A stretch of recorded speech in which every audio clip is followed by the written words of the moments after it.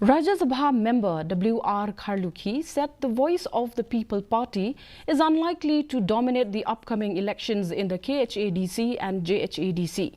He told reporters that district council elections are different from Lok Sabha elections.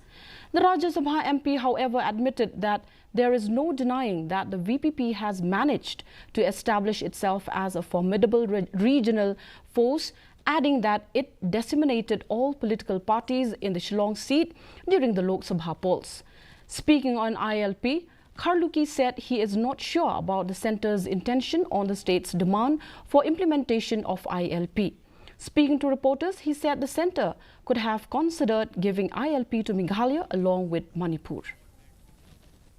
Isang parliamentary seat kaya itong MDC kaya individual Henry Hart katamla kan ba VPP kala establish the force the regional force kasi anjay tang po assembly ro kasim kanus nem South House nem dawan ke parti jumi kepoy assembly pas assembly South House nem